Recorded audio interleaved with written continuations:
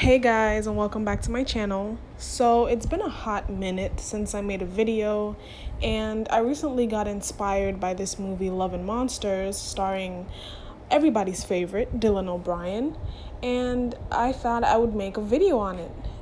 Even though the title says my one problem with the movie, I do want to start off with a lot of things that I did love about the movie. And before I start this review, I just want to say that there's full-blown spoilers ahead.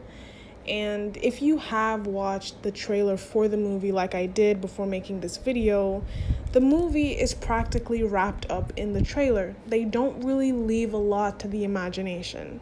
But yeah, still, full spoiler warning ahead. So I want to start off with the things that I love. The first being Dylan O'Brien. I really like his acting. There's just something about him that I find very engaging and interesting, and I do enjoy watching his movies. It's very obvious that he puts himself into his roles, and I did watch Teen Wolf growing up, so I'm kind of biased in that way. I was always Team Styles. Anyway, I'm a huge fan of him, so finding out that he was in this movie, I was already hooked. Now, let's briefly talk about the characters. The main character played by Dylan O'Brien is pretty basic. It's not exactly the most interesting character ever. But what makes the movie great, apart from the storyline itself, is how they use the other characters around him to make the story more interesting. For example, in his colony, the people who he was living with, usually in such stories, the colonies are very stiff. They don't really care about one another that much. Everybody's trying to survive.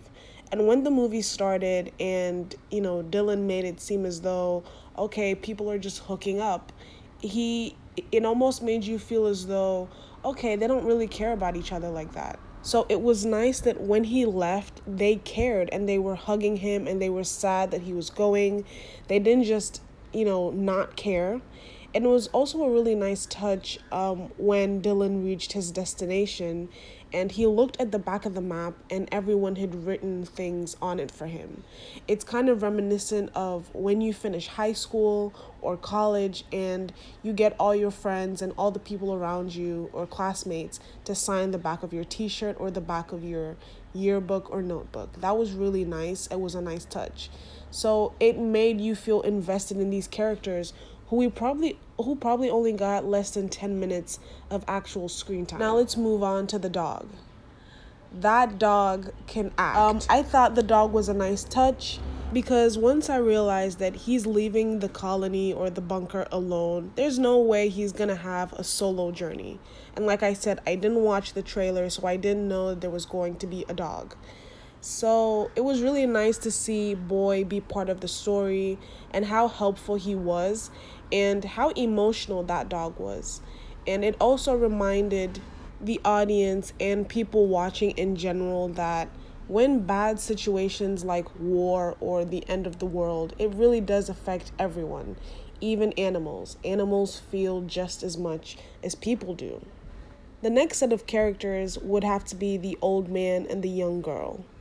They came in perfectly and they left just as perfectly.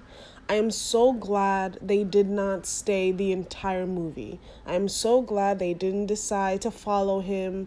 And it was just nice that we met them briefly, we got to know them, they helped Dylan along the way, and then they left.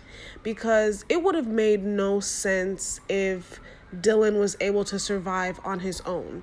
It was by stroke of luck that the giant frog did not manage to kill him. So he was very lucky to have survived the first time. But it was nice that he got training. It was nice that these two experts, the old man and the girl, were there to teach him something. And it made the story more relatable and realistic.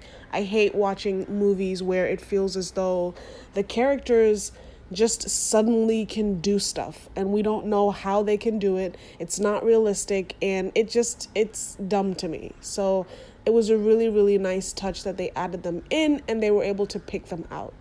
And I think there can be a part 2, even though I don't think it's needed, but I think there can be a part 2 of the movie, and it can build upon what was set in stone. So the final character that I really want to talk about is Mavis.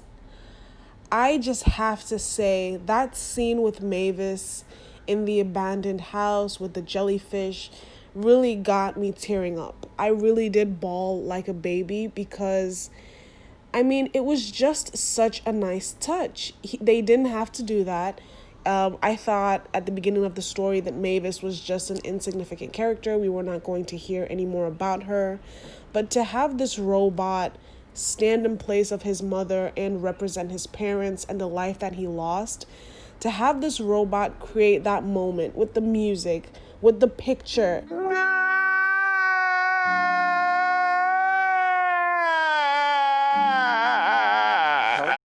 So now that I've told you all the reasons why I love this movie, and it's a movie that I highly recommend as well, I do have to talk about my one issue, my one problem with this movie.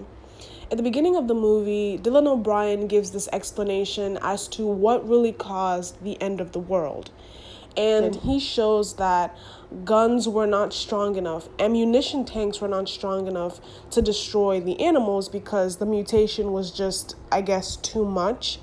However, many times in the movie, it proves to us countless times that you can kill these animals with the swing of your sword, or you can kill them with an arrow like Dylan did when he was protecting himself and his dog from a giant beetle. So I find it very odd that entire nations were not able to defend themselves with guns, and I'm sure some people know how to fight, that people were not able to defend themselves even with bombs, but the solution was arrows instead. That kind of weakened that whole premise for me. And I know that there was a part where Dylan said the nations kind of took each other out with the ammunitions. The military took each other out. We lost 95. But I feel that makes no sense as well. Are you saying that there's just not one country that was able to step in? Hello, United Nations. Hello, all the different unions across every country and across every continent, that they all decided that instead of fighting these terrors, let's instead bomb each other. But I get it, it's part of the movie, but that was just my one problem with the film.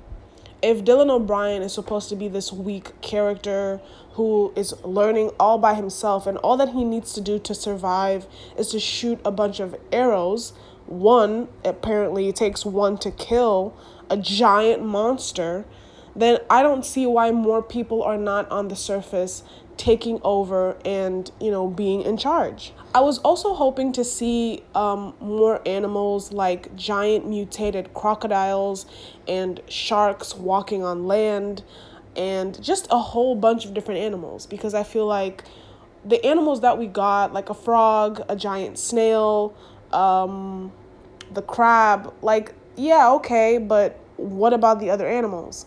And what about the dogs? Well, how come the dogs were not mutated? Because I feel like it would be the domesticated animals like dogs and horses that would be able to combat and destroy these animals. So I'm hoping in part 2, if there is a part 2, I hope there's a part 2, that it's about how people are about to reclaim what was lost, and they find giant horses in some country land, and they find, mutated cats or something else to destroy bigger and better animals. And this brings me to the end of my review. If you made it this far into the video, thank you so much for watching. Make sure to leave a comment and let me know what you think down below.